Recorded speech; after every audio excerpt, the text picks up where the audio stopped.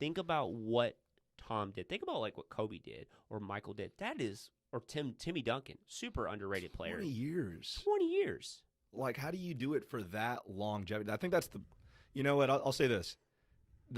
That's the fact that made me appreciate LeBron James. I used to, I don't think anybody ever knew me as a LeBron fan. I'm still not a LeBron fan. Still not. I mean, but I will say this: if he wins a championship for the Los Angeles Lakers this year, I think that puts him in Laker lore. Oh, absolutely. Now, will I be buying a LeBron jersey? Absolutely. I think that. I can't imagine another person being on the Lakers right now leading them. You know, in terms of the face of the NBA, it's just crazy how everything's worked out. You know, yeah. And, you know, you just gotta sometimes take your hands off the wheel and say, man, you know, hey, things are just gonna happen, and you know, you can't control everything, unfortunately.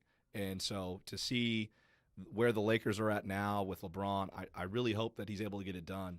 But I would have never guessed myself being a LeBron fan before these past 2 years ever.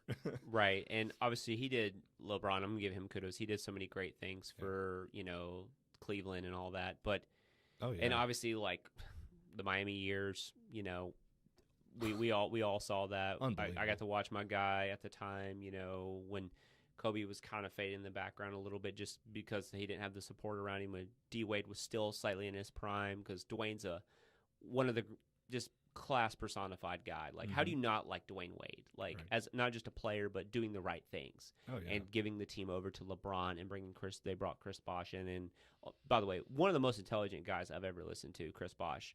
Man, he is super smart and just a good guy. But very well spoken guy. Very well spoken. I was like, man, okay, I'm into some Chris Bosh. I follow his YouTube channel, everything. He's a really cool guy. But LeBron's done so much, and I bet you, you know, if he could have maybe been on the Lakers a little earlier, he might have. But look what he did. I mean, you know, he beat the Warriors. So yeah, Nick, our producer, he's a Cleveland Cavs fan, man. He's from Akron, so that's amazing. He's from Cleveland. My bad. So you know that's one of those things where we were watching a lot of those games together, and even though I wasn't necessarily a LeBron fan, you know, it was hard to root against LeBron when he's got that super team that he is fighting against. Man, that was unbelievable. So you know, and I want to jump into basketball a little bit, because I love sports. But so you know, you hear, and I don't know why, but it's middle schoolers. I feel like every middle schooler floss dances, plays Fortnite, loves Steph Curry and Patrick Mahomes. That's like their 4 criteria. Starter pack, and they have TikTok. Yes. So, but it's crazy because. And the Warriors were obviously ultra talented, and most of them were homegrown outside of KD. But let's think about this. The Warriors, the base Warriors, never beat a fully healthy Cleveland Cavaliers team. Kyrie goes down, Kevin Love goes down. They win that year. LeBron with Delly on his back goes to 6 games, okay? Yeah. Next year, LeBron beats him. He beats that team. The 73 wins, you know? Then that team never beat LeBron. It took the greatest sniper in the last 20 years to come along, and they're like, "Oh, we'll just activate Super Saiyan 4 and summon Kevin Durant." You know, unbelievable, right? And that team was ridiculous, and they won. Kudos to them, but they never.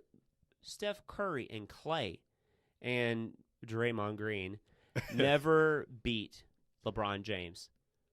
They never did. They just didn't. They never won a fair fight. And I mean, and we don't know how that series could have went without J.R. Smith's goofiness. You know what I'm saying? So LeBron is very much like Tom. Look, he's doing it with less. He's making guys around him better. He had Kyrie, which is essentially Julian Edelman. I mean, it's about time that he's got a great supporting cast around him. I mean, you look at the team that the Lakers have right now, and they're good. But is it really that good? Okay, so I think if you look at it, I think the reason why it makes it so dynamic is they have 2 of the best players on the court almost all the time. Yeah, 2 of the top 5. Well, I'm saying on the court at the time. Yeah. If you rated all the top 10 guys, AD and LeBron are probably the best player on the court almost every single night, every single moment. Now, sure, there's going to be times where Kawhi's in there.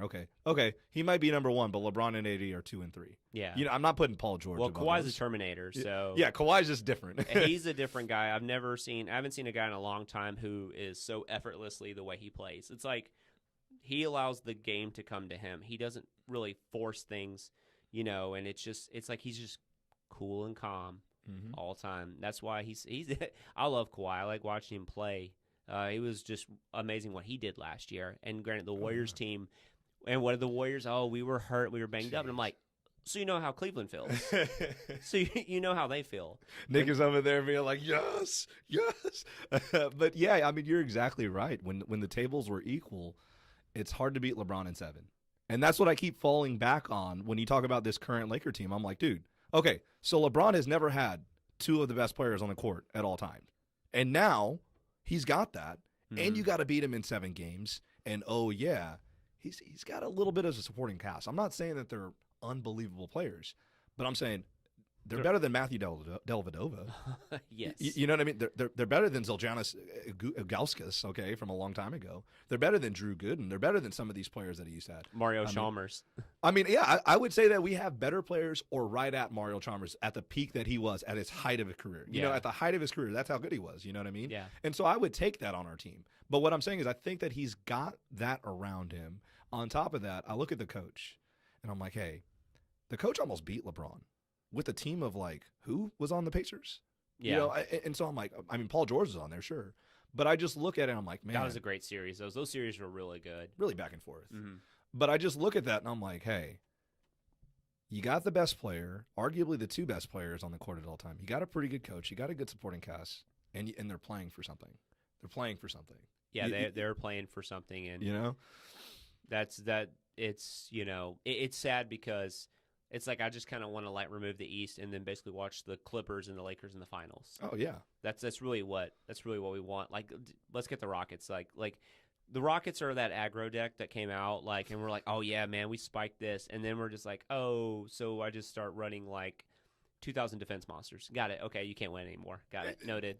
I mean, you're exactly right. Like when it gets to the tournament, to the top cut, that it just doesn't work. The way that the Rockets play. It's still to be determined on whether or not you can win a championship with it. The same way, if you wanted to relate trading card games to it, the same way that some of these aggro decks and some of these trading card games, they just haven't gone 12 rounds plus top cut to win it. Well, and also, and they got rid of their best sideboard piece, which was their big guy. That would allow them to, okay, the small ball thing's not working. They got rid of that guy. They traded him. Yeah. They pushed all in, and I think that's it's ballsy. It's fine. That's fine if you can withstand that and you can have the cardiovascular endurance and they're world-class athletes, but at the same time, your shot's not always going to fall. You live by the 3, you die by the 3. And if that doesn't fall, what else do you got? You don't have size. You don't have reach. You don't have great defenders. Yep. I mean, you saw that I think maybe it was 2 years ago, but they went 0 for 25 from three-point land in one game or something like that. Yeah, and they still almost won. That's what's crazy. Yeah, I will say that they almost beat the Warriors on that, but the Warriors were probably sandbagging. But yeah, it always kind of felt like that, right? Yeah, it always did. But I think as great as Giannis is, Giannis is clearly he's really good. He's got great stats, all this other stuff, and he's growing. Oh yeah, he is not the guy now. He's not the king. And just think how big Giannis is and physical. Kawhi just basically went up to him and was like, "Up, sit down, son. I'm going to show you how to play championship basketball." And he just pretty much just dominated him. They dominated after they lost the first 2 games. Yep. And then they just got crushed. I couldn't believe how he neutralized Giannis.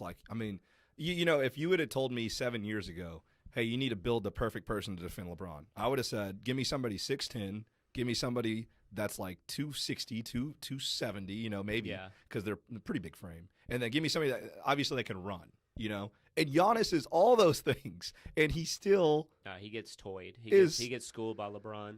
I mean, it's incredible. That also speaks to how great LeBron is. His brain. I mean, you just gotta give it up to somebody, and I hope that people appreciate him while we've got him, and he's still doing it at the age of 37. Yeah. I mean, it's incredible, man, and I hope that they're able to finish it.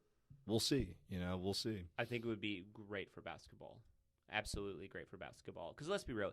I mean, I like if the Bucks win it, cool. It's a good story, but it's like the Lakers win this. It was really big. I mean, and granted, it's not on the same scale, but when 9/11 happened, who won the Super Bowl that year? It was the New England Patriots.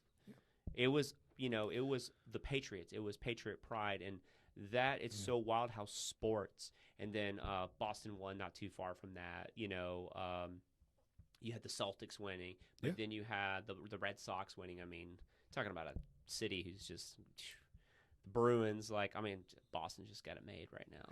They've got a lot of champions. That's why it's title town. But I think the Lakers, not to jump off, I think the Lakers winning would be great for the league. Yeah. And when the Lakers are good, the league is good, and I think that's huge.